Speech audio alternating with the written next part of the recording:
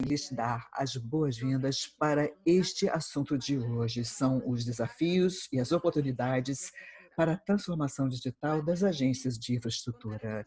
Durante o evento, nós contaremos com tradução simultânea nos idiomas oficiais do banco: inglês, francês, espanhol e português. Para isso, é só clicar no ícone Interpretação na parte inferior da tela e selecionar o idioma de sua preferência. Recomendo que desliguem, então, o áudio original em espanhol. Olá a todos!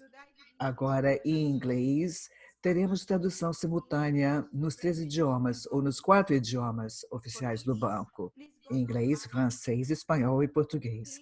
Quem precisar de tradução, por favor, clique no ícone na parte inferior da tela, interpretação, e selecione o idioma desejado. Recomendo que mute o áudio da plenária. Mesmo aviso em espanhol. Há ainda um aviso sobre as perguntas e respostas. Nós temos habilitado um Q&A, onde podem ser inscritas as suas perguntas para os membros do painel, que responderão na medida em que o tempo o permita. Hoje em dia, o tema da transformação digital ganhou mais relevância. As unidades de infraestrutura pública tiveram que repensar e redesenhar os seus processos para manter a sua eficiência e a sua modernização digital. Antes de passar a palavra à nossa vice-presidente, Ana Maria Rodrigues, eu gostaria que assistissem esse vídeo, que vai falar de 5 aspectos essenciais para a transformação digital. Vamos dar uma olhada.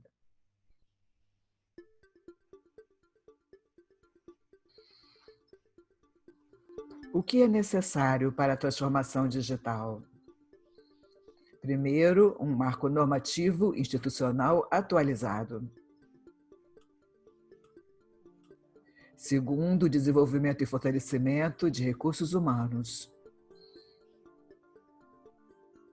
Terceiro, uma disponibilidade de hardware e software. A segurança cibernética.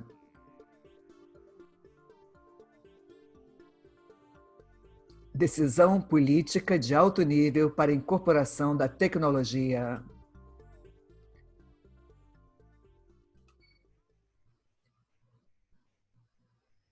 Vicepresidenta, por favor. A senhora vice-presidente, por favor, a senhora tem a palavra. Muito obrigada. Obrigada aos membros do painel que estão aqui hoje. Agradeço também os colegas do BID por organizarem esse diálogo. Agradeço a presença de todos. Muito boa tarde. Para mim é um grande prazer estar aqui com vocês nesse diálogo regional de política sobre a transformação digital das agências de infraestrutura.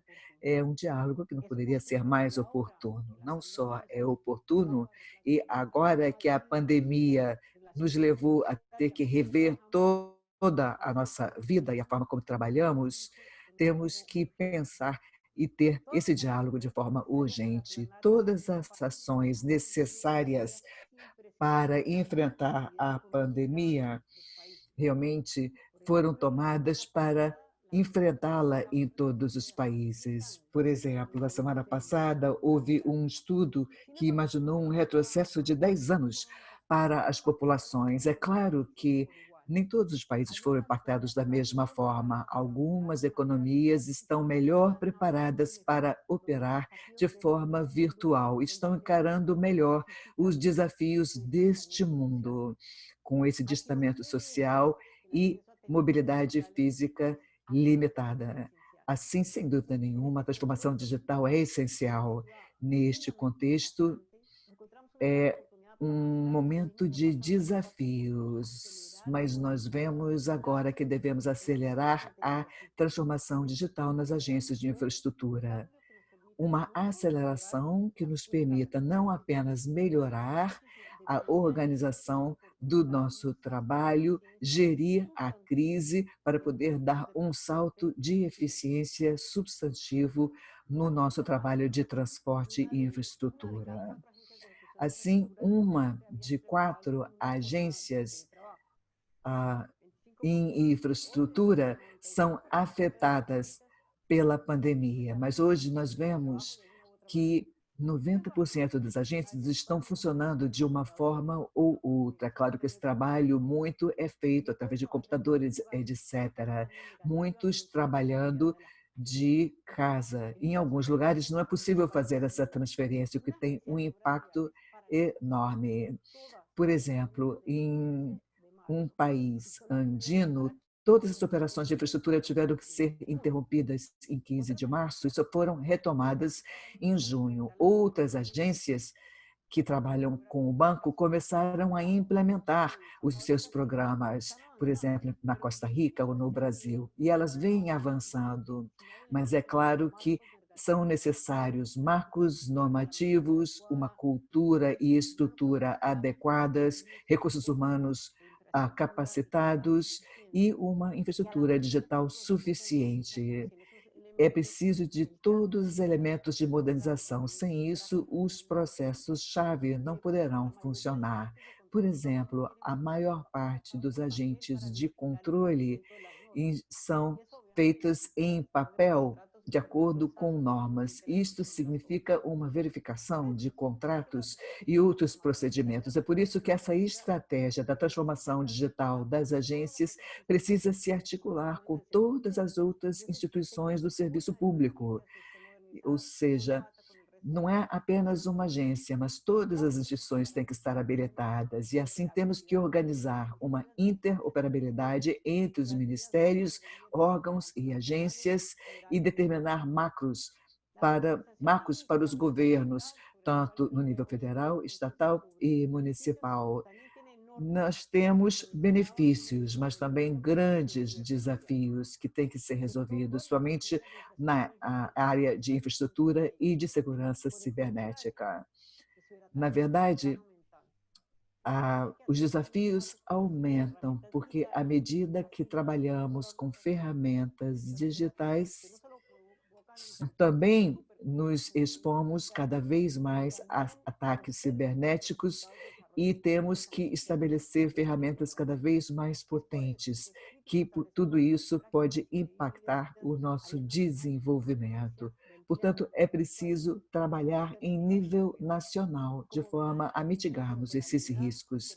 Como verão, esta interoperabilidade e a segurança cibernética fazem com que os elementos exigidos para que isso funcione realmente precisem da interoperabilidade entre muitas agências e entidades, de forma a resolver os problemas de forma conjunta. Assim, é muito oportuno e urgente trabalharmos nisso. Temos 3 necessidades. Primeiro, temos que determinar quais são as normas e procedimentos que são necessários nessa transformação digital, ou seja, a questão do marco legal, dos investimentos públicos, em primeiro lugar. Em segundo lugar, vamos falar de como, através da tecnologia, é possível solucionar os desafios na supervisão e acompanhamento de obras, também em relação às soluções aos desafios de operação, ou seja, temos medidas normativas e temos tecnologia com medidas de segurança. E depois, no final, o Juan vai nos apresentar os primeiros resultados da caracterização dos perfis digitais da infraestrutura. Nós esperamos que isso venha a ajudar a estabelecer como nós podemos trabalhar como banco junto com vocês em novos investimentos. Esperamos que esse diálogo seja útil. Ele atende a uma demanda muito grande nos dias de hoje. Assim, podemos começar o nosso diálogo. Agradeço mais uma vez a participação de todos e desejo a todos uma tarde muito frutífera nos nossos diálogos. Eu gostaria de agradecer pelo convite e passo a palavra a Nestor Roa. Muito obrigado, Ana Maria. e muito obrigado por estar conosco nesse momento tão importante. Acredito que, da forma como nós começamos a dizer, de fato se trata de uma transformação, eu diria, do tamanho que foi assistida quando houve a grande transição no princípio do século em relação a transporte, o uso de automóvel, etc. Nós, no BID, temos o maior interesse, de forma estratégica, a apoiar todas as agências nesse trabalho. Como disse a Ana Maria, a situação atual veio a acelerar a necessidade de progredir nessa direção e na transformação. Esses projetos de transformação digital são orgânicos e não são lineares, com aprendizagens, sucessos e erros. E é isso que nós vamos ver. Então, em um esforço conjunto entre várias áreas do banco, todos representados aqui agora, estabelecemos um marco de trabalho interdisciplinar para podermos estudar os vários requisitos necessários para enfrentar esse desafio, incluindo várias dimensões importantes. A primeira, como nós vimos no vídeo, o marco normativo, regulatório e institucional. Isso é de vital importância para entender quais são os obstáculos, mas também entender quais são os facilitadores para a incorporação e o uso da tecnologia, compreendendo que as agências públicas trabalham sob leis e regulamentos que determinam as suas ações. Depois, as tecnologias disponíveis no Estado, nos governos diferentes e as tecnologias que podem ser usadas por diferentes iniciativas. Além dessas tecnologias, temos também a questão da gestão administrativa dessas agências. Nós não estamos trabalhando com agências que estão começando do zero, já estão em funcionamento, já estão estabelecidas com estruturas em funcionamento, com seus sistemas de gestão e administração, conforme sistemas que são usados na administração pública, inclusive aí a questão fundamental da segurança cibernética. Sim, acho que nós poderíamos chegar a dois tipos daquilo que nós poderíamos chamar de plataformas, há vários tipos de tecnologias aí fora, mas eu acho que é importante entendermos que nós temos que ir além da tecnologia. Uma plataforma é plataforma de colaboração e de comunicação. Estamos pensando agora já no que está por vir, nas formas de comunicação entre nós. Cada vez mais tentamos nos comunicar de forma rápida, transparente, digital e eficaz, não só entre pessoas, mas toda a informação que está se movendo em torno da cadeia de valor. E, por último, uma outra plataforma seria aqui as ferramentas ou processos intrínsecos de trabalho das agências que fazem parte das suas atividades. Então, durante esse diálogo, nós vamos falar sobre tudo isso. Inicialmente, nós teremos a moderação do nosso colega Edgardo Mosqueira, que justamente trabalha com essas questões de gestão pública e governo digital. Passo a palavra, então, ao Edgardo. Muito obrigado, Nestor. Muito obrigado. Boa tarde a todos. É um prazer estar aqui. Como foi dito anteriormente, se trata aqui de um assunto da maior importância, não apenas, como já disse muito bem a Ana Maria, a fim de enfrentarmos as consequências econômicas da Covid, mas também para podermos ampliar a provisão de serviços ali onde há ainda um grande caminho a ser percorrido na América Latina. Então, nesta sessão, nós iremos tratar de algumas das pré-condições necessárias para o desenvolvimento do governo digital. Nós temos a sorte de podermos contar aqui com dois convidados ilustres, Esteban Galuzzi, que é o subsecretário de Gestão da Mobilidade da cidade de Buenos Aires, e temos conosco igualmente José Manuel Sáez Serrano, que é delegado comercial para a América do Sul da Dirección General de Negocio Internacional, a INECO, da Espanha, que é uma empresa pública, uma ferramenta do Ministério do Fomento que justamente tem como missão a execução de projetos de infraestrutura. A ideia da discussão é conversarmos em torno deste conceito, como a economia digital pode contribuir para o aumento da produtividade da gestão pública. Não apenas a economia digital pode trazer essa inovação governamental de forma a preencher lacunas, diminuir distâncias, por exemplo, em termos de desigualdade de acesso de serviços, mas, além disso, pode ter um impacto positivo na própria gestão pública, como efetivamente aperfeiçoar processos, procedimentos, eliminar o papel, como também trazer talentos humanos que poderão enfrentar essa transformação. Eu gostaria de começar fazendo uma pergunta aos membros do painel em torno da transformação digital. De que forma a transformação digital contribui justamente para a gestão, a produtividade da gestão pública em projetos de infraestrutura? Eu gostaria de perguntar a José Manuel Saez, da Eneco, como você vê esse desenvolvimento na Espanha diante dessa transformação digital, a forma como essa transformação por si só também exige uma transformação do poder público e como isso também pode ser útil para a América Latina. Pois não. Boa tarde, inicialmente. Muito obrigado pelo convite de participar nessa jornada. Em relação à sua pergunta, na Espanha houve uma mudança.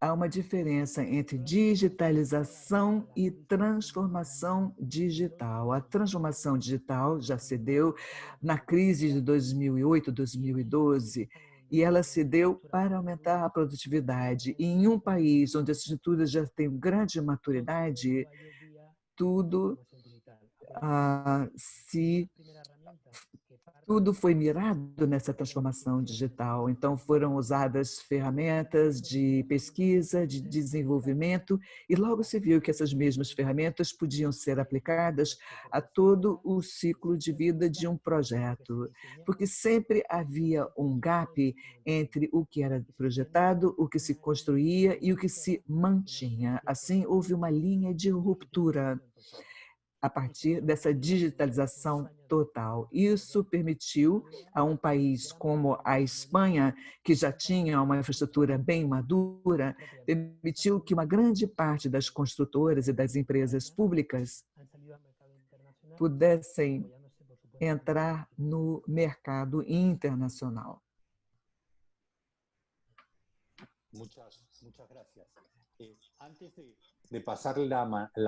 Muito obrigado. Antes de passar a palavra ao Esteban e propor a ele uma pergunta, temos aqui um vídeo que vem mostrar justamente um exemplo da forma como as agências nacionais vêm implementando essas soluções digitais. Eu acho que poderia ser interessante como uma apresentação ou uma prévia à pergunta que eu vou fazer ao Esteban. O nosso chefe de gestão foi a modernização em todos os níveis. Anteriormente, todos os processos eram extremamente burocráticos, com muito papel. E isso significava justamente uma busca de respostas que demoravam a chegar. Então, nós passamos a adotar etapas e isso significou uma atenção melhor aos processos. Primeiro, o básico, a compra de computadores, nós não tínhamos. Depois, estabelecer sistemas que permitiam uma acessibilidade melhor, um serviço melhor, e depois toda a infraestrutura necessária para trabalhar com redes.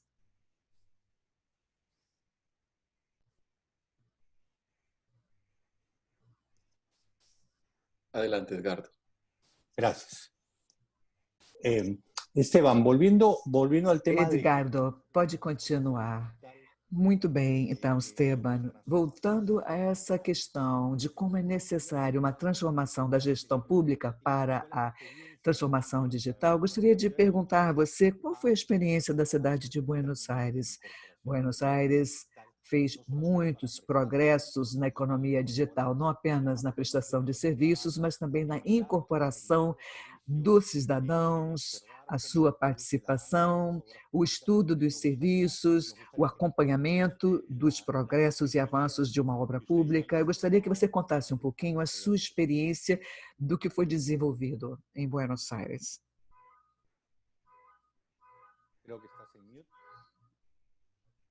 Acho que está mutado.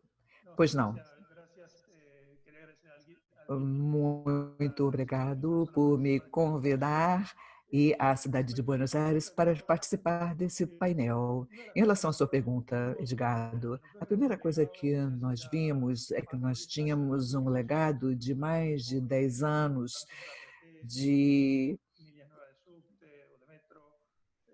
meios de transporte e processos e serviços, trens, metrô, transporte rodoviário, etc. Mas uma coisa que chamou a nossa atenção era a questão da cultura. Tudo o que é projetado é preciso pensar no projeto transformado em execução e manutenção depois. Então, nós pensamos, por exemplo, todos os sistemas de coletivos automatizados, não só do ponto de vista da gestão, mas também da automatização de dados. Estabelecemos um banco de dados. Isso foi feito para as 137 linhas de coletivos que transitam pela cidade de Buenos Aires. E depois, ao verificarmos que os tempos estavam sendo cumpridos, as sequências das paradas estavam sendo observadas, etc., tudo isso foi obtido como dados e gerido. Da mesma forma, esse mesmo conceito foi aplicado a outras áreas, para bicicletas, por exemplo.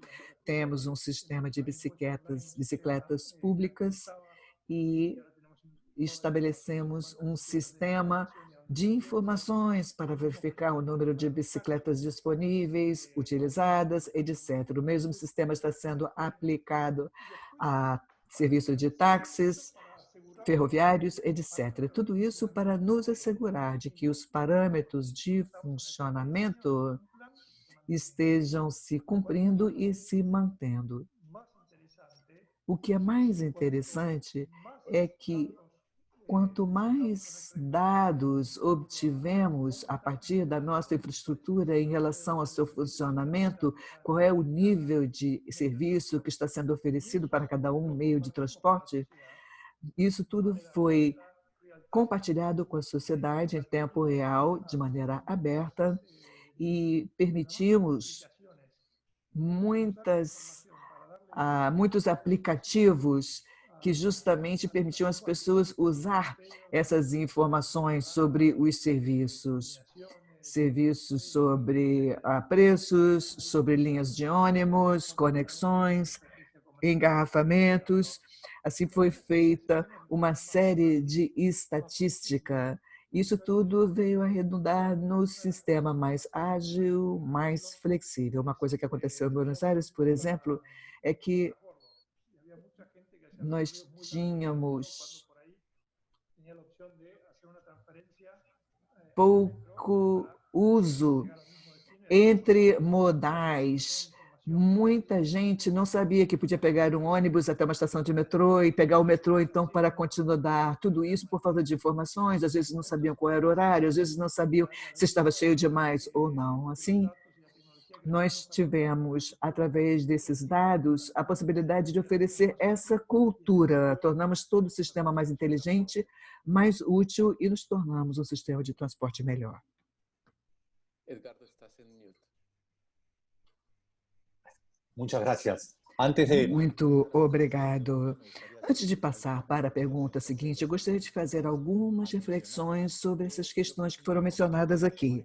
Eu acho que é muito importante levarmos em consideração que, para colocar em operação toda a tecnologia digital, tudo isso foi importante também e necessário mudar a rotinas administrativas e de gestão, ou seja, é preciso trabalhar de uma forma que permitisse uma maior interoperabilidade, etc. Uma outra coisa também que foi mencionada aqui tem a ver com a versatilidade dos serviços, ou seja, através da obtenção de todos esses dados, é possível também prover informações e trazer essas informações ao cidadão para que o cidadão tenha a possibilidade de optar a que serviço quererá usar. Isso é uma grande diferença. Antes havia uma administração pública ensinando processos e procedimentos para produzir serviços padrão para todo mundo. Hoje já a tecnologia permite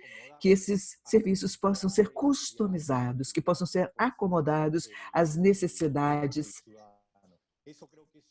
do cidadão. Eu acho que isso aí foi uma mudança radical na forma de funcionamento da administração pública. Ou seja, a administração pública dava um serviço padrão para todo mundo, agora é capaz de oferecer um produto que oferece opções ao cidadão e esse serviço é desenhado de acordo com as necessidades do cidadão.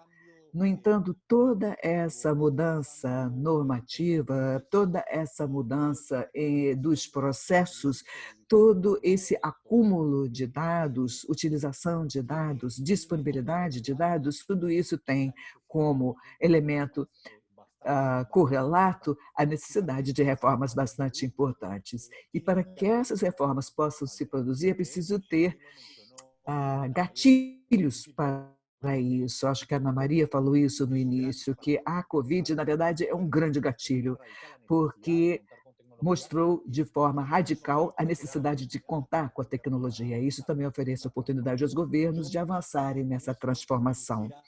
Com isso, eu gostaria de perguntar ao José Manuel, na sua opinião, qual foi o fator gatilho na Espanha? Quais foram os elementos que deram impulso e levaram ao êxito essa transformação que a Espanha vem realizando nos últimos anos?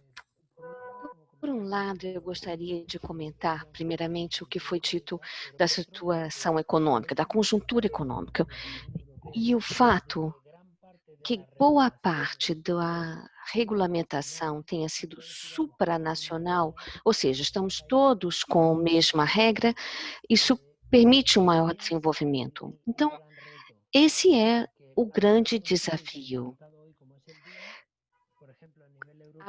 Aqui na Europa, temos o que chamamos o BIM Tax Group, ou seja, onde todos os países europeus participam dessa diretriz europeia e eu posso visitar qualquer país europeu que é aplicada pelo próprio Estado. Isso é o que ajuda, principalmente, para que tenhamos um dado único, pois é esse dado único que nós queremos obter para poder gerenciar. E aí, adicionamos, que é de acordo com a tendência europeia, que permite que trabalhemos com a tecnologia aqui, que facilita e barateia muito. Isso, se fizermos uma referência internacional, vemos que há uma disparidade em termos de infraestrutura. Muito obrigado. Volto aqui novamente ao nosso colega Esteban para perguntar-lhe se ele tivesse que nos dar algum tipo de recomendação para os governos da América Latina sobre quais deveriam ser os primeiros passos a serem dados para começarmos essa transformação digital? Quais são as principais instrumentos ou ferramentas que deveriam ser construídas? Qual é a sua recomendação, Esteban? O que você acha que seriam os passos lógicos que poderíamos utilizar para avançar? Levando em consideração que a cidade de Buenos Aires já tem um trajeto, né, já completado com várias lições aprendidas. Então, seria importante para nós aqui sabermos quais são essas lições aí que você poderia compartilhar conosco da perspectiva de Buenos Aires. Sim, primeiramente, o que nós chamamos a pegada de carbono baixa, né? Aqui na cidade de Buenos Aires, nós começamos há mais ou menos há 3 anos e meio no setor de transporte e vimos que havia necessidade de conectarmos todos os dados que nós encontrávamos, que com algum tipo de relação com a questão do transporte. Aí começamos a conectar todos os sinais de trânsito a um sistema central, todas as ruas, todas as vias públicas, a câmara que estava no trem, que estava no metrô, que estava ali na rodovia, os computadores dos veículos também nas rodovias. E então, todos esses relatórios de eventuais incidentes, nós começamos a obter a nossa própria informação e carregar nesses sistemas. Então, já tínhamos os dados, tínhamos que saber como é que nós iríamos utilizá-los, né? E fazia falta poder ter esses dados e começar a questionar e a planejar e fiscalizar as vias públicas. O segundo ponto importante é um dado que não está presente e que temos que é necessário para você poder ah, definir a infraestrutura. Na cidade de Buenos Aires, um projeto que nós estamos recém completamos, os táxis hoje não temos muito informação em relação quantos foram trabalhar, quando não sabíamos nada em relação. Então, criamos um projeto para colocar o táxi online e que nos transmitisse onde estava, se está cheio, se tem passageiro, e criamos aí esse tipo de interação. Com esse projeto, o outro também, sistema de bicicletas online, também com os transportes coletivos online. Então, foram os vários projetos que nós implementamos para poder obter esses dados.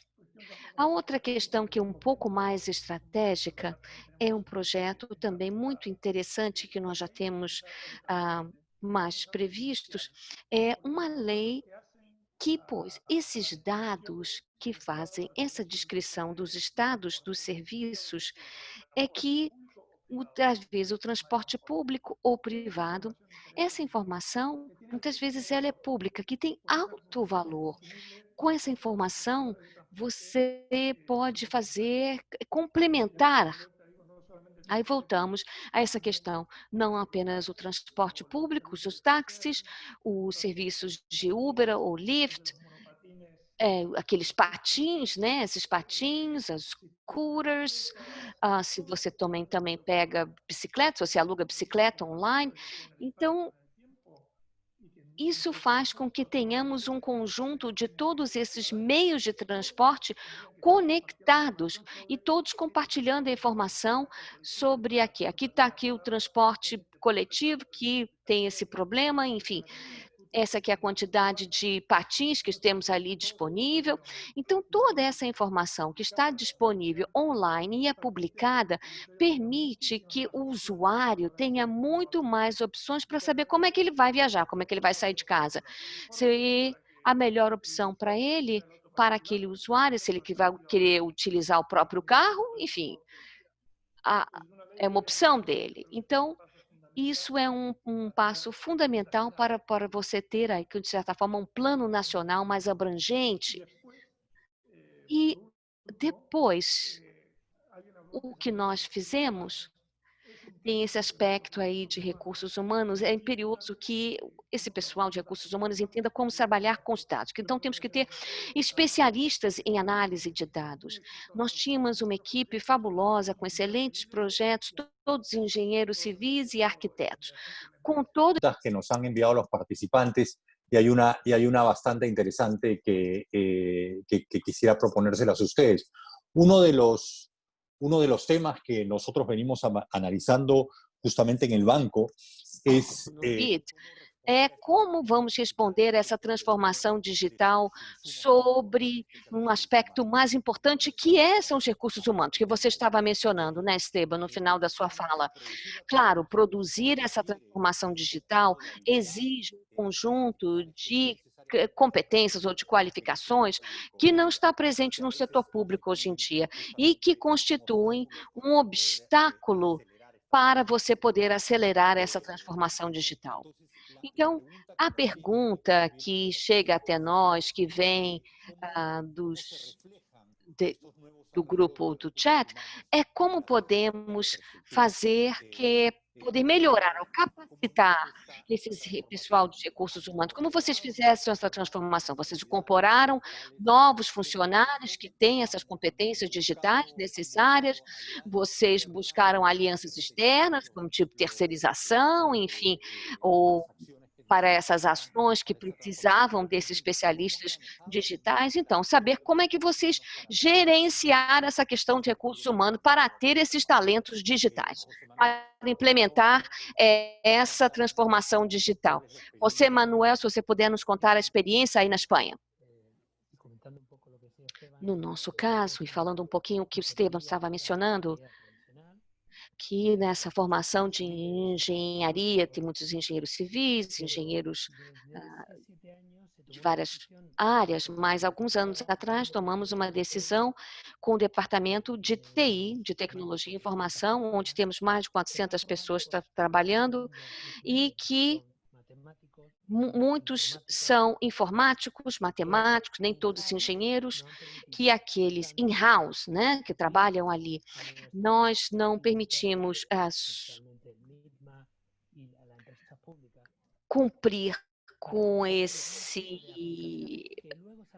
Pois nós precisávamos ali ter outros talentos para que pudessem ser exportados e serem utilizados. Por exemplo, aqui no BID, nós temos utilizados um programa que foi desenvolvido aqui, que é um sistema de informação para acompanhamento de obras. Então, você desenvolve isso com base de um cliente específico, você desenvolve ali dentro da sua própria empresa, que se torna ser uma consultoria que você pode dar, então, depois um serviço especializado. Então, é isso. Aquele que compreende, que entende, que tem a possibilidade de desenvolver com base nessas ferramentas, que aqui nesse caso, a decisão é ou que seja, pois ele oferece um valor, ele agrega um valor para que você tome as decisões acertadas nesse sentido.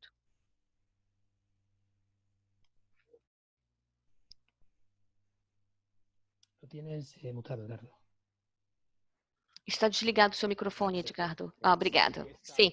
Então, seguindo com com a mesma pergunta, eu diria que Esteban, como é que vocês fizeram aí na cidade de Buenos Aires? Vocês contrataram novos funcionários ou seguiram o modelo espanhol de ter assim uma gerência específica encarregada de elaborar todos os planos, todo o software para essa transformação digital?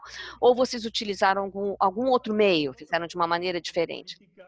Nós, um pouco em função de aspectos políticos, nós buscamos enfatizar, definir novas regras de jogo que nos permitissem contratar serviços para esse transporte. Do ponto de vista da transformação digital, nós enfatizamos aqui com a nossa equipe para que eles pudessem ter pessoas que entendiam da tecnologia e que fossem capazes de elaborar essa arquitetura da solução, do software que nós iríamos utilizar, né? Saber exatamente o que a gente teria que comprar e como é que nós teríamos que definir essa regra. Isso, para mim, foi o essencial.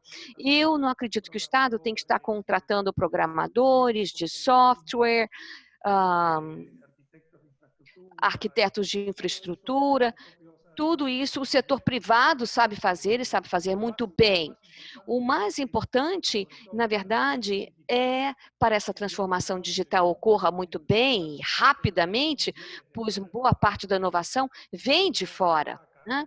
E que de repente nos ataca, né, dentro dessa boa percepção da palavra. Então, é importante que tenhamos aqueles que estejam acompanhando essa inovação, que seja uma força motriz da inovação, que eu não quero depois tentar adaptar o velho com o novo. Então, nós tivemos uma excelente experiência de contratar as pessoas que entendem muito bem a tecnologia dentro daquele modelo de negócio específico, que no nosso caso era a questão do transporte.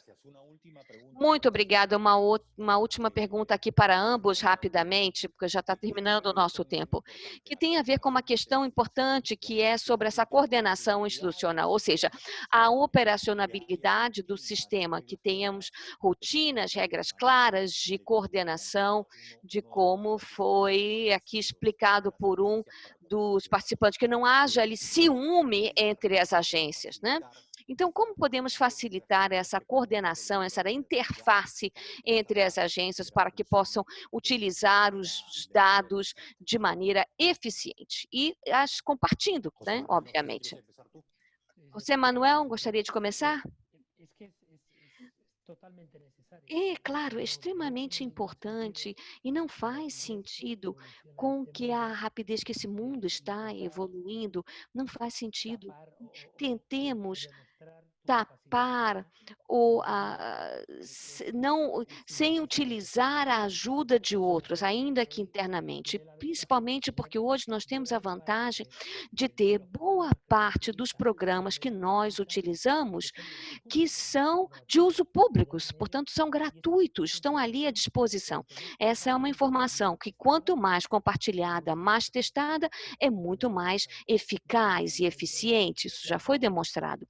Então, a ideia de cooperação, e nós, que no final, que trabalhamos na área do meio de transporte, que trabalhamos no meio de transporte, por exemplo, aeroportuário, ferroviário, com toda essa conexão, nós temos que utilizar e cruzar toda essa informação, já desde a perspectiva do operador, da companhia telefônica, a que facilita, que passe a informação e que os dados que são únicos. Eu quero aqui, então, complementar, Edgardo. Aqui. Pode seguir, Esteban. Eu quero dizer, o que primeiro que temos que fazer é ver tudo que você tem e ter aquilo que mostrar aquilo como exemplo e demonstrar que você não tem receio de que outras agências usem os seus dados, né? Isso me ocorreu aqui hoje, por exemplo, uma empresa com a qual nós trabalhamos e saiu uma notícia. Isso não é um problema para nós, eu agradeço que possamos compartilhar. Então, com isso, no momento que você perde esse receio de compartilhar esses dados, vou lhe dar aqui um outro exemplo. Se, por exemplo, na questão da ferroviária, um sistema que está totalmente integrado, se ele não compartilha os dados, você começa a criar problemas. Então, o melhor que podemos fazer para superar esses ciúmes, esses receios, é abrir, e você vai ver que todos os dados, quando compartilhados, auxiliam a todos. Muito, muito obrigado, Edgardo. Antes de Esteban e a José Manuel, muito obrigado. Quero agradecer a ambos. Acho que há muitos elementos que vocês aí descreveram, que vocês ilustraram para nós, na Argentina e na Espanha, que é sobre essa integração de processos, ou seja, essa ideia de utilizar essa questão de não querer, de querer ocultar os dados, que não faz sentido, pois é melhor sabermos que hoje a melhor maneira é essa cooperação, essa troca de ideias, de dados entre várias agências federais, estaduais, e também uma questão muito importante que vocês destacaram é essa necessidade de colocar esses dados a serviço da população, não apenas ao serviço da administração pública, mas à população para que possam acessar da maneira que eles melhor entendam. Então, outro aspecto muito interessante que vocês mencionaram tem a ver com as várias possibilidades de transformação para atrair o talento humano, ou seja, recursos humanos, né, que nós precisamos para essa transformação digital. Temos aí a possibilidade de termos unidades dentro da própria administração pública, que tem ali uma equipe concentrada de talentos que vão dedicar-se a essa transformação digital. Isso tem a ver com a experiência e conhecimento que podem, que temos, sabemos que que já está presente no setor privado. Agradecemos muito pelos seus comentários, pelas suas reflexões, que nos ajudam a compreendermos que como essa transformação digital é algo que temos que levar a sério. Deixo a palavra aqui agora com o Ernesto. Muito obrigado a Esteban, a Edgardo, a José Maria. Vemos ali 3 temas tão importantes para a indústria, para a infraestrutura de transporte das agências que o gerenciam. O primeiro é a questão do processo, que há uma tendência natural, quase por parte dos engenheiros, e eu sou um deles, né? Então, eu discuto comigo mesmo muitas vezes que vou comprar ali o software ou vou comprar o hardware, enquanto, na verdade, o que temos que fazer é revisar os nossos próprios processos, os processos que a minha própria organização gera, que agrega valor. Isso que é o mais importante. Principalmente aqui nesse caso, que é a questão da infraestrutura de transporte. Então, os processos é o primeiro que temos que revisar, pois aí é que podemos saber como que eu tenho que mudar, ou eliminar, ou criar um novo processo para ser mais eficiente. E logo depois tem essa questão aí da transformação digital. E o outro tema que vocês mencionaram com muita clareza é a questão dos dados. E esse é um ponto interessante que para a indústria de infraestrutura de transporte é muito relevante, que é a questão, por exemplo, desses estudos, a captura dos dados que tem que ser feita até a normatização e a integração e a manutenção, né, desses dados. Tudo isso com especialistas dentro das estruturas organizacionais das nossas agências. É importante para que ter esse conhecimento. Então, e aí a questão novamente dos recursos humanos, que é muito, muito importante, e a decisão que eu tenho que precisamos talvez gerar, ou seja, uma certa forma de tradução ou análise dos dados que são coletados. Então, essa questão mais tecnológica e o problema real é de sabermos se temos aí, de fato, esse talento necessário para poder avaliar. O que tem realmente uma grande variável, eu não necessito ter todos ali na minha equipe, depende muito aonde eu estou, não é a mesma coisa que ocorre na Espanha, ocorre na Argentina ou em Honduras, enfim, há a realidade dos mercados de recursos humanos que sabemos que é diferente de um lugar para o outro. Bom, então essa aí é uma questão muito interessante e é um tema muito complexo, muito importante, é uma questão multidisciplinar, claro, que temos que encontrar outras perspectivas, uma ótica diferente para que possamos abordar essa importância desse fato, dessa questão. Novamente, para todos nós, isso é um tema que é muito, muito importante sobre esse aspecto,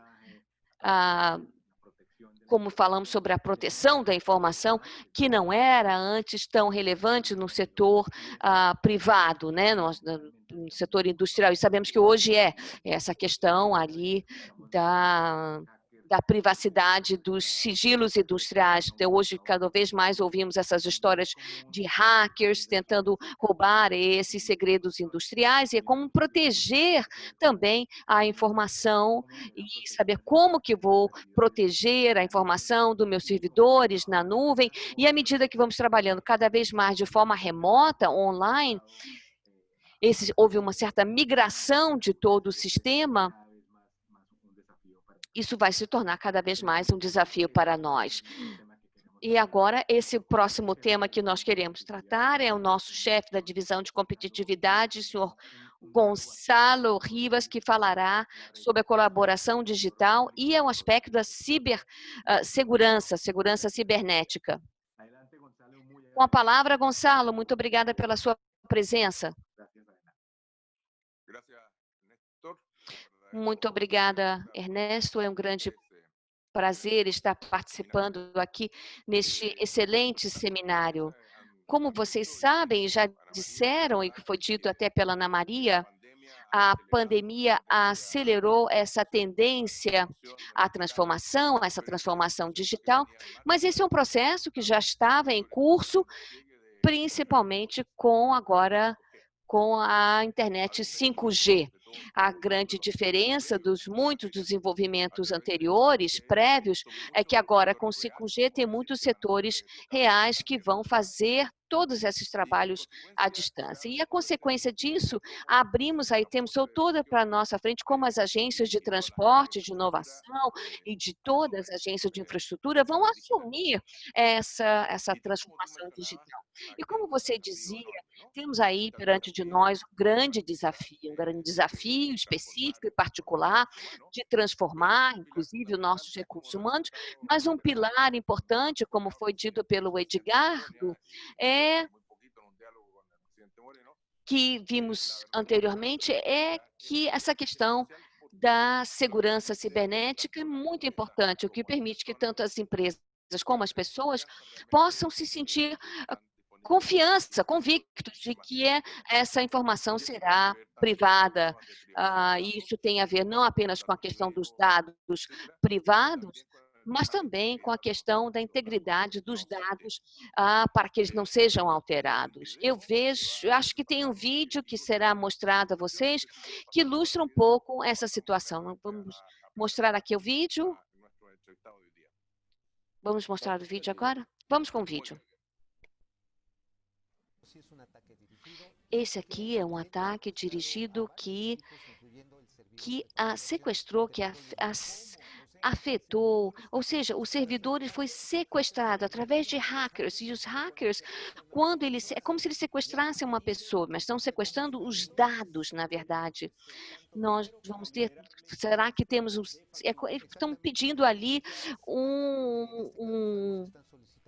estão pedindo criptomoedas que são impossíveis de serem rastreadas. Eles estão pedindo um resgate para poder liberar todos os dados que eles sequestraram. Isso afeta todas essas cadeias de valor. Bom, então esse foi o vídeo, né? Aterrorizador, né? Esses são os riscos que podemos correr. Então, portanto, temos esses desafios, sim, aqui na nossa região, e ter a possibilidade de conversar com o Francisco Lázaro, que é o gerente de cibersegurança e privacidade do grupo Renfe, na Espanha, e também professor, conhece muito bem essa realidade. Para nós é um grande privilégio. Francisco, é um prazer conversar com o senhor, e gostaria de iniciar com uma pergunta bastante elementar. Que você possa compartilhar conosco um pouco qual foi o elemento essencial durante essa transformação digital, que é a Renfe, né, que é a rede ferroviária da Espanha, e por que a questão da cibersegurança foi um elemento para você de tão prioritário? Boa tarde a todos. Primeiramente, eu gostaria de agradecer o convite do BID, a todos os organizadores, ao Nestor, ao Edgardo, muito obrigado. Para aqueles que não conhecem, o Renfe é a principal operadora ferroviária da Espanha.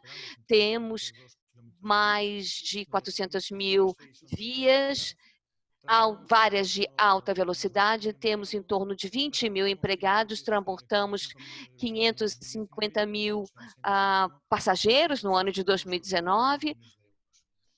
Isso é apenas para dar-lhe uma ideia da empresa, que eu tenho grande honra de ser o gerente de cibersegurança e privacidade. No que se refere à função central nesse tema, eu acho, principalmente, não é que o importante é ver, procurar manter as oportunidades, as operações da Renfe. Temos, pelo menos, a sorte de poder participar de alguma forma. Esse é o papel que nós conquistamos, incorporando vários cuidados aos serviços no início, bem no início, né? Então, o ideal é que tivesse sido feito desde o início da elaboração ou desse design original, mas estamos exatamente naquele aspecto onde podemos planejar sobre todas as avaliações técnicas, então um projeto, temos todas as definições arquitetônicas, precisamos da importância do dado, da informação, e a partir daí nós definimos nossos critérios de valoração. Estamos próximos, por exemplo, a um bairro chamado Nascimento, não é perfeito, mas estamos bem próximos à nossa abordagem inicial. A grande maioria das empresas há um sistema semelhante. No que se refere aqui, vou contar um pouquinho da nossa história, temos mais de 61 anos de existência. O gabinete de informática teve uma equipe que iniciou trabalhando com as questões de segurança, mas há 8 anos nós definimos trabalhar com a privacidade e também com o aspecto de segurança cibernética. Uma política de risco para saber como devemos fazer as coisas da área e também com com todos os aspectos de auditorias, de diligência, supervisão das atividades, gestão dos incidentes, pois todas essas atividades nos dão uma ideia de como tudo está ocorrendo, a questão operacional, como estão sendo feitas as coisas e como estão sendo abordadas. E essa questão da operacionalidade é saber quais são os grupos que estão atuando nisso, que mantêm ali as porta-fogos, enfim. Então, esse tipo de segregação ou compartimentalização das funções é a chave, pois permite que no dia a dia façamos tudo que seja necessário. Mas se alguém tem uma visão estratégica, poderá dizer como devemos fazê-lo e que alguém vigie e faça as coisas de acordo com essa estratégia e que não seja deixar as debilidades disponíveis ou abertas, podendo gerar um risco maior. Muito obrigada, Francisco, pela sua apresentação bastante esclarecedora. Um elemento que surgiu num debate, na conversa, que para nós aqui no BID é importante, pois nós lideramos ali, falamos muito com isso, é a questão do talento, né? Esse processo de formação de recursos humanos. Estamos convencidos, como mencionou o Ernesto, superando esse aspecto. Son cambios de cultura, cambios de relaciones, etc. Entonces, en una empresa que ha hecho este viraje de manera bastante exitosa, pero que el tema de ciberseguridad pasa a ser un elemento muy fundamental, ¿cómo abordaron ustedes el tema de capacitación del personal? O sea, en áreas, por ejemplo, que de repente son muy remotas, pensando uno en la operación de ferroviaria, como por ejemplo el área Tem áreas, jurídica. por exemplo, que são muito remotas, pensando aí numa malha ferroviária. Existe todo um conjunto de áreas que, pela distância, talvez não tivesse um impacto, mas sem dúvida nenhuma há esse impacto. Como é que você faz para que todo o conjunto da empresa seja digital e não apenas certos aspectos da operação fiquem digitais? Muito bem, quando nós falamos da implementação dos nossos procedimentos digitais, etc., também discutíamos isso através de 4 elementos: os processos, a organização, as ferramentas técnicas e as pessoas, que justamente era a sua pergunta, não é? Ou seja, o todo é um conjunto, não são ilhas. E isso que você está falando agora em relação a recursos humanos, o que nós fizemos com o nosso pessoal foi o seguinte: para a parte da empresa, nós publicamos informações, depois fazemos campanhas controladas, verificando então que as pessoas, que os trabalhadores leram e entenderam o que foi dito. Em paralelo, também promovemos cursos de aperfeiçoamento específicos. Por exemplo, todas as empresas todos os novos funcionários, por exemplo, passam por esse curso de formação com uma explicação. Existe uma palestra específica em relação à privacidade e à segurança. Ou seja, trabalhamos isso não de forma pessoal, mas de forma profissional. Falamos dos riscos que as atividades cotidianas incluem, muitas vezes até há um engano aí, porque a sua vida pessoal e a profissional no mundo digital podem se misturar. Fazemos também laboratórios. Nós contratamos hackers que têm uma capacidade de comunicação boa para que façam demonstrações em relação como é possível hackear as pessoas e como suas vidas pessoais e profissionais estão ameaçadas. Assim, todos entendem que podem ser afetados. Isso é o que nós fizemos neste campo, mas fizemos muito mais. Por exemplo, nós temos um comitê de informações e comunicações, nós temos também outros chefes de áreas que ficam presentes nesse tipo de reunião com recursos humanos. E muito pode ser dito, porque essas pessoas falam da sua experiência no campo em relação às ameaças à segurança. E muitas vezes há também a explicação de que há canais de transmissão e que é possível e é importante receber todos esses comunicados, essas informações, que é muito importante a sua leitura e a sua compreensão, para também mudar não o lado da formação, mas o que nós chamamos de capacitação, no sentido de que fazemos exercícios para todas as áreas. São trabalhos que nós realizamos, atividades que realizamos nesta área. Muito obrigado, Francisco. Muito interessante. Sim, nós trabalhamos com ética. Mira, uma empresa não atua sola, não está no vazio. Uma empresa não funciona sozinha, ela não trabalha no vazio, não é verdade? Principalmente uma empresa como a Renf, que deve ter muitos provedores e prestadores de serviços e fornecedores. Então, quando vocês falam dessas informações que são tão inovadoras, estabelecem também os seus padrões de digitação, como é que vocês fazem com os fornecedores e os prestadores de serviços? Como é que vocês ajudam esses fornecedores que talvez queiram alcançar o mesmo nível de padrão, consigam chegar lá? Muitas vezes não são padrões ou normas universais, porque elas próprias vão sendo inovadas e aperfeiçoadas a cada dia.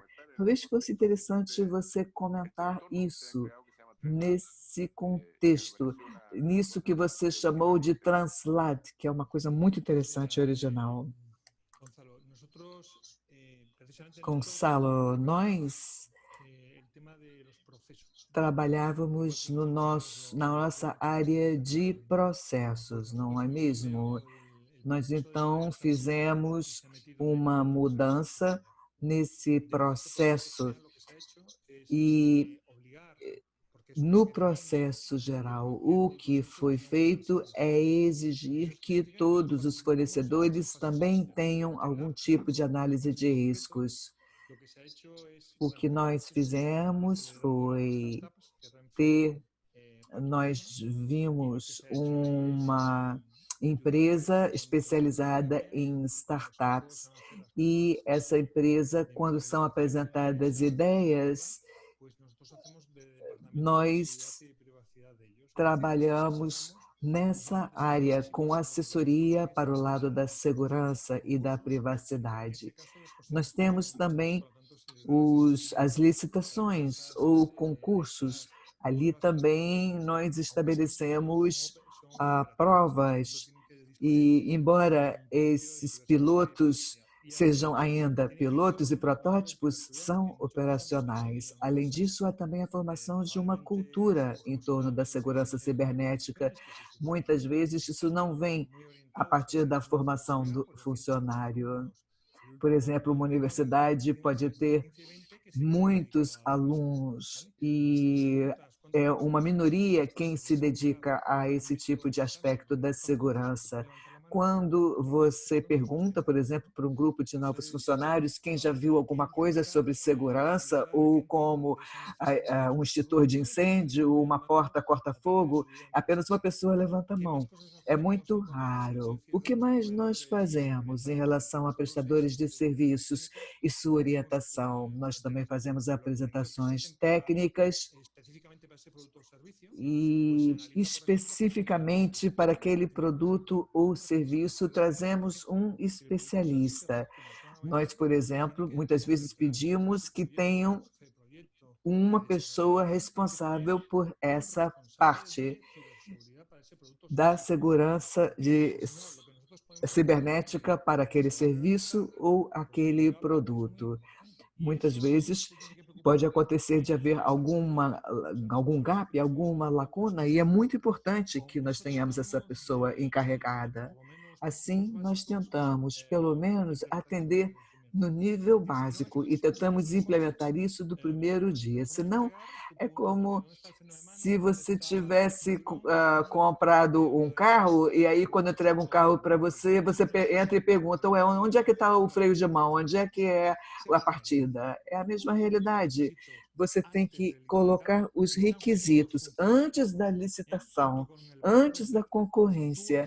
Ou seja, se você tem uma política para a segurança, você tem uma pessoa responsável por essa área, e se você identifica isso, que as análises de risco sejam feitas, ou seja, toda aquela oferta deve conter esses aspectos. Assim, pouco a pouco, nós vamos alcançando uma boa malha de segurança através de certas conversas também com a cidade e com a universidade, vimos trabalhando mais nessa área. Por exemplo, muitas vezes nós vemos quando há falhas quando há uma falha que é acertada, você já terá resolvido e atingido o seu objetivo. Muitas vezes é melhor prevenir do que atacar, ou seja, nós temos que ser capazes de administrar a segurança cibernética como uma coisa óbvia. Muito obrigado, é uma ótima posição. É verdade, eu acho que isso também não vai sem sofrimento.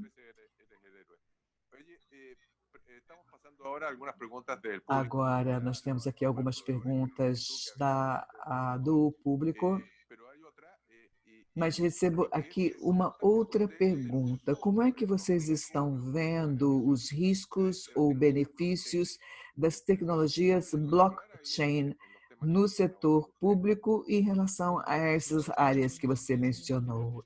Como você disse, quando você fala de inovação, você tem que saber exatamente do que você está falando, como será essa inovação, como serão os processos e a questão da denúncia também. No caso do blockchain, para nós, blockchain não é um problema até agora. Nós não fizemos nenhuma incursão neste campo.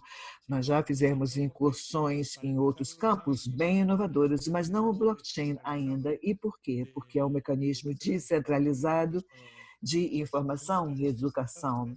A nossa informação não está descentralizada, ela se encontra no nosso sistema. Se nós fôssemos trabalhar com mecanismos de colaboração em que uma parte do serviço trabalha com colaboração, e outras partes também tenham o mesmo valor de forma igual, nós provavelmente entraríamos nesse serviço.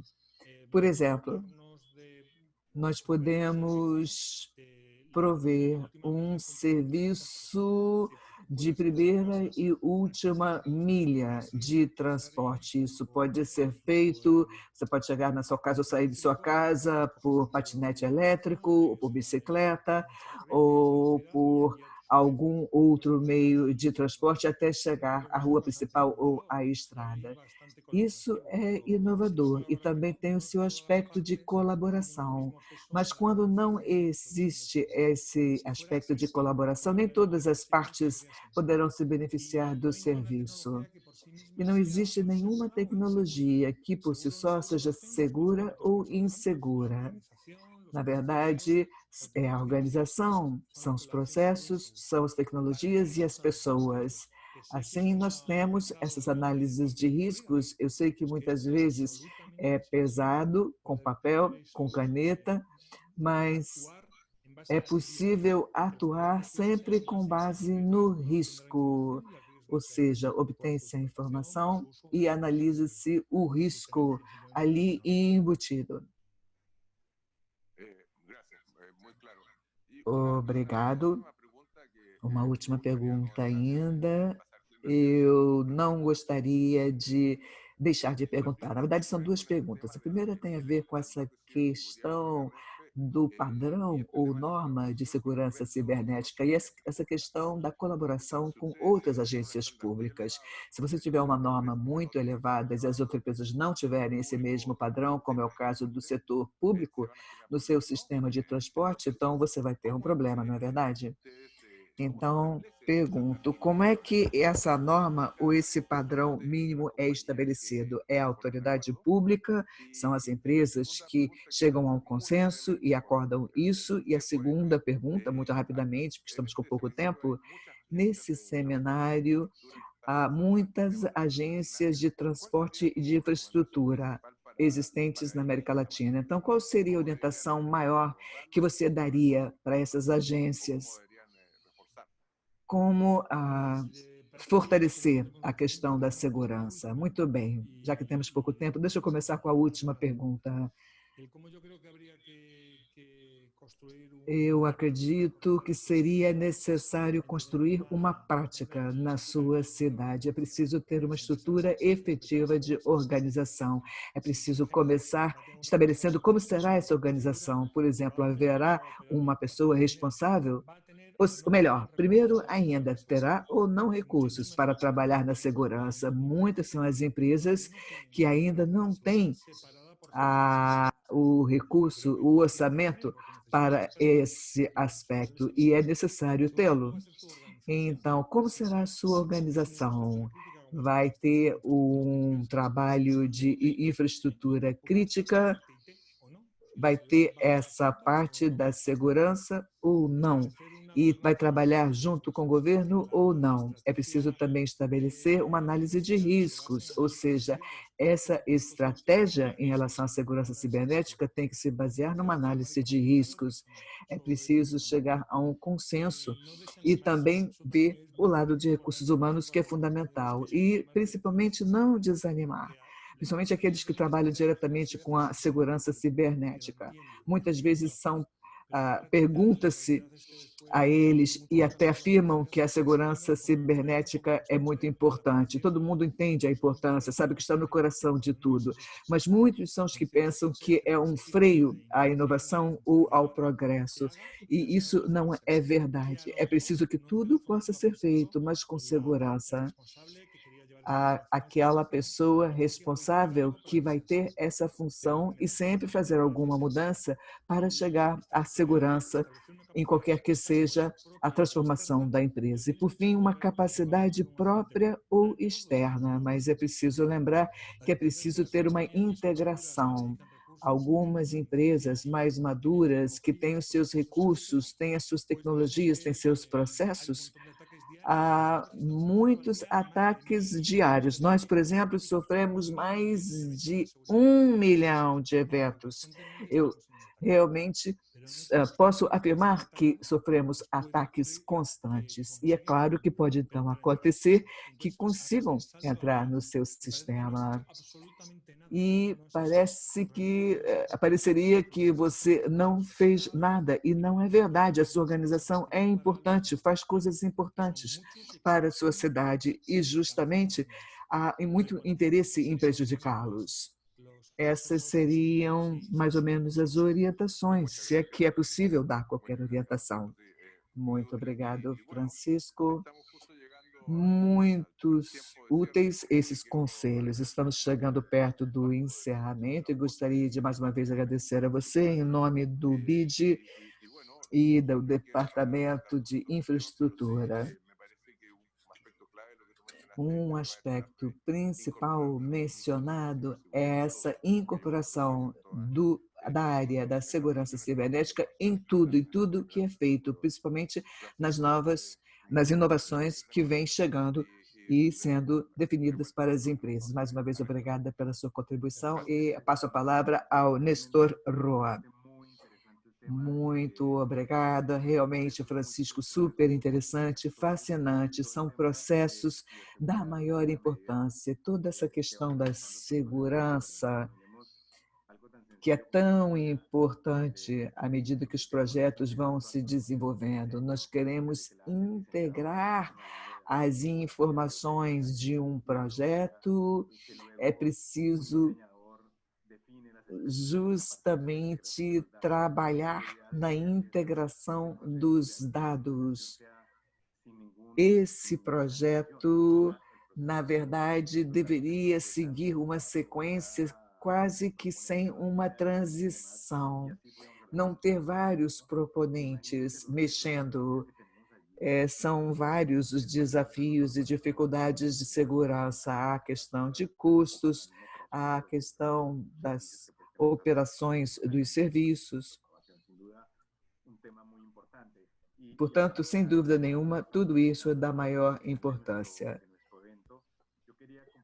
Gostaria de compartilhar com vocês alguns resultados de informações que nós vimos compilando nas últimas semanas com um grupo de 15 agências de infraestrutura da região e queríamos estar com um cenário melhor do que o que temos. Vamos passar a apresentação mostrando os resultados. Eu gostaria de comentar o seguinte: ali onde há sistematização de áreas, nós gostaríamos que continuassem a incorporar a tecnologia para a sua gestão, para a otimização da gestão e a oferta de melhores serviços aos cidadãos. E em relação aos processos de comunicação, 64% das agências nos disseram que suas comunicações eram digitais, não necessariamente comunicações associadas diretamente à gestão da infraestrutura. Muitas vezes, essas comunicações se referem ao uso de e-mail ou mensagem de voz ou WhatsApp, comunicações mais genéricas. Outro tema é a digitalização, que deve ser incorporada de forma homogênea. Nós fizemos uma análise entre as diferentes áreas, ali onde as áreas têm ou não sistemas digitalizados. E vemos que aquelas áreas de finanças e pagamentos já estão bem digitalizadas. Outras áreas, como nós vimos aqui, para infraestrutura, não tanto assim. É uma questão justamente de dar tratamento à questão da segurança cibernética. De acordo com as empresas que foram pesquisadas, 57%, o valor de 57% para compras não significa que a maior parte dos processos se realizem em papel ainda. Ou seja, muitas vezes há também a digitalização, mas não totalmente integrados aos demais processos da empresa.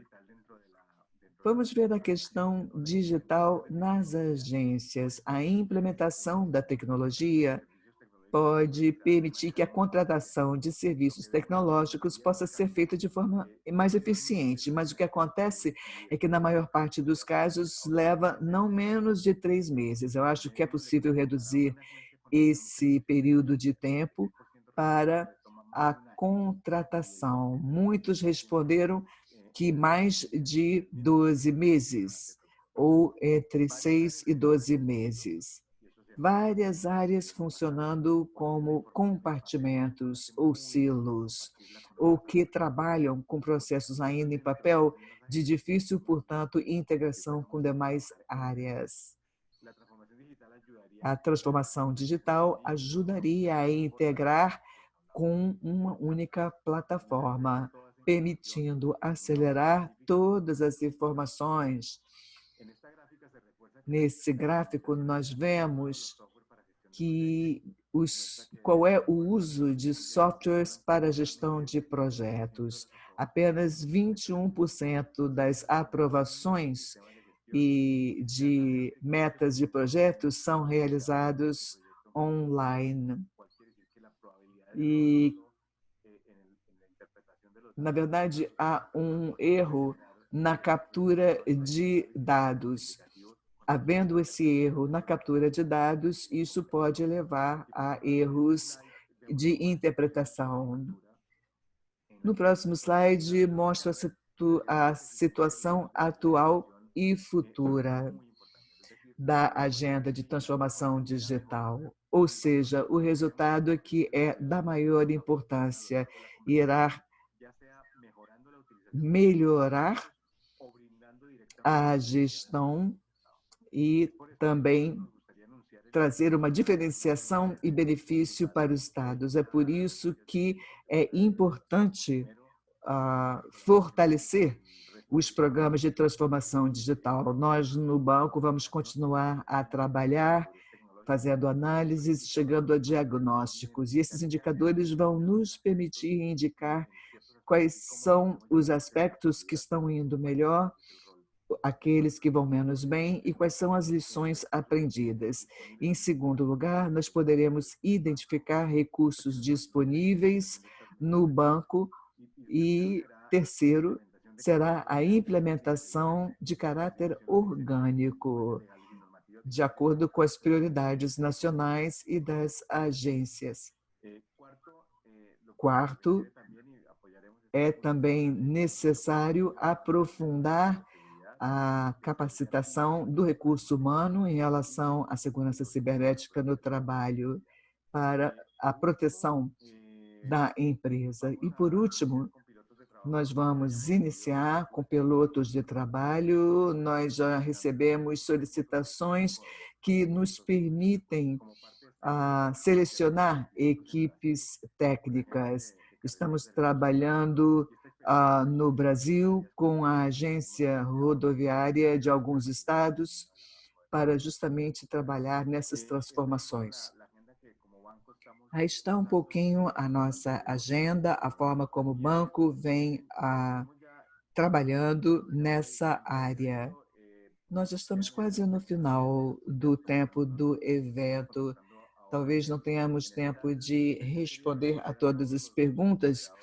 Nós vamos anotar o que temos no chat. Seja como for, eu gostaria de agradecer a todos os membros do painel que fizeram as suas contribuições e passaria a palavra ao nosso gerente do setor de infraestrutura e energia, Agustín Aguirre. Muito obrigado por esse convite, obrigado aos membros do painel, à equipe do banco e todos os participantes. Realmente foi muito interessante. Nós pudemos saber e aprender mais sobre a conectividade, o quanto é fácil se conectar, mas também o quanto é fácil se desconectar. Gostaria de agradecer pela oportunidade de voltar a falar do futuro, da importância da opção tecnológica e da digitalização, e não falar apenas dos impactos da Covid, porque realmente já ouvimos bastante sobre isso.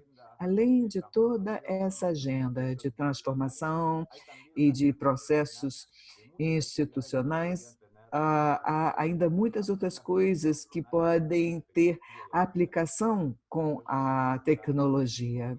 Poderíamos desenhar nossos projetos, fazer cálculo de preços de obras, fazer orçamentos, também estabelecer os resultados, tudo isso de acordo com as normas da indústria. Poderíamos também agilizar as atividades de execução, minimizando o impacto dos projetos e fazer uso de ferramentas digitais para a tomada de decisão por muitos dos atores envolvidos em uma obra. Podem se estabelecer hotspots e linhas de transmissão, sempre incorporando e comunicando problemas de transmissão. Isso tudo pode ser usado também em redes elétricas ou de abastecimento de água.